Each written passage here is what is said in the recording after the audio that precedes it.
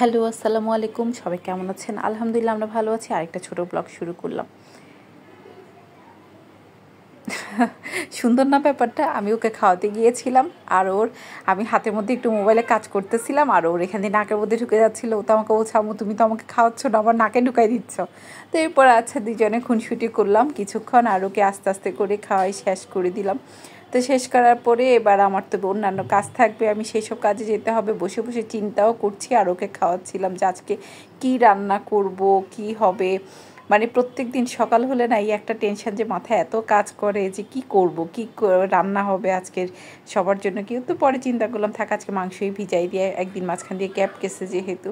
পরে আমি এখানে মাংস ভিজাই দিলাম আর এখানে শিং মাছ ভিজাই ফেললাম। তো ওই দুইটা দিয়ে চিন্তা করছি যে আজকে শিং মাছটাকে একটু আলু দিয়ে চচ্চড়ি করব, আর মাংস তো মাখানো মাংস রান্না করবো আর কি। হাত দিয়ে আমি সব মশলা যখন একসাথে করে নিছি, করে টোরে রান্না বসাই দিছি মেখে ঠেকে। এরপরে আমার মাংসটা হয়ে গেছে, আর মাংসটা খেতেও অনেক মজা হয়েছে, তবে একটু ঝাল বেশি হয়েছে, আমার বাচ্চাদের কষ্ট হয়ে গেছে। তারপরে দুহাকে দিতে চলে গেলাম কোচিং। আর যাওয়ার সময় অটোর মধ্যে আমি একটু ভিডিও নিচ্ছিলাম, আর দুহা তো আমাদের ঘুরছেই না, ওতে এমন ভাব আছে মনে হচ্ছে যেন আমাকে চিনছেই না।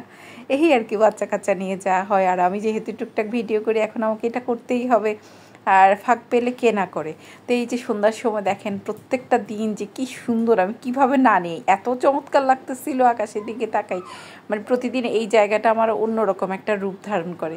আর এরপরে চলে আসছি বিকালের নাস্তায়। বিকালের নাস্তার জন্য আজকে ঝাল কিছু করব মাথায় রেখে দিলাম। তারপরে চলে গেলাম আমি, দুহা অধরা ওরা সবাই কোচিংয়ে ছিল। আজকে অধরারও বাংলা পরীক্ষা ছিল আর দুহারও কোচিংয়ে পরীক্ষা ছিল। ওদের এখন দুজনেরই তো পরীক্ষার সময় চলে আসছে, যার কারণে কোচিংগুলোতে পরীক্ষা হচ্ছে এখন। তো ওদের বাবা নিয়ে গেছিলো, আর ওর একটু কাজও ছিল। অধরার মোবাইলটা খুব ডিস্টার্ব করছিল, তো ওইটা একটু ঠিকঠাক করতে গেছিলো আর কি ওদের কোচিংয়ে দিয়ে। তো এরপরে ও ওখানে বসেছিল অনেকক্ষণ, মানে একেবারে নিয়েই আসছে দুহাকে। আর আমি এখান দিয়ে একটু পেঁয়াজুর জন্য ডাল ভিজাই ফেললাম। তো এরপরে যখন ওরা আসছে তারপর ওরা সবাই ঘরে ঢুকছে।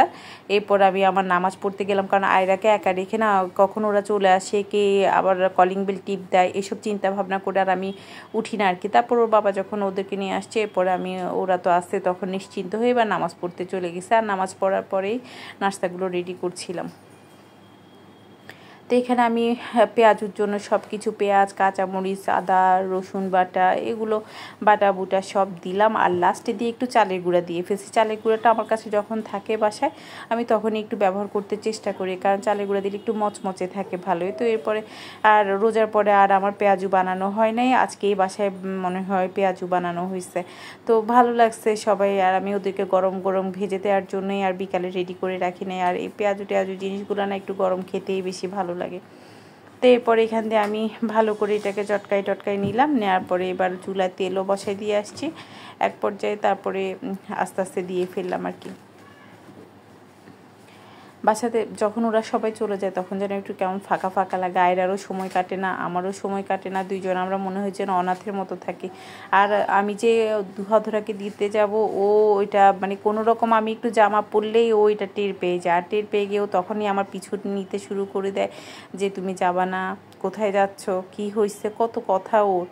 আর আমার এই তেলের কড়াইটাতে যখনই আমি ভাজি করি, আমার ভাজিগুলো সুন্দর হয় বলে এই কড়াইটা আমি আর ফেলতে পারি না। এটাই আমার মনে হচ্ছে যেন যতই ফ্রাই প্যান হোক যাই হোক এটার মধ্যে ভাজা পোড়াগুলো ভালো হয়, তো ওই জন্যে এটার মধ্যে করা আর কি। তো এরপরে এই যে মুচমুচে পেঁয়াজু ভাজা খেতে যে কী মজা। বাস আমি এখান দিয়ে আবার একটু ওদেরকে পেঁয়াজ কেটে দিলাম, আর ওরা পেঁয়াজ দিয়ে খাচ্ছিল, আমি এনে দিচ্ছি এই আর কি। তো সুন্দর একটা সময় আমাদের সবার খাওয়া হয়ে গেল, আর বিকালে নাস্তাটাও আমার হয়ে গেলো। এরপরে চা খেলাম সবাই একসাথে। আজ এই পর্যন্তই। সবাই ভালো থাকবেন, সুস্থ থাকবেন। আল্লাহ হাফেজ, আসসালামু আলাইকুম। আমার চ্যানেলটাতে লাইক কমেন্ট শেয়ার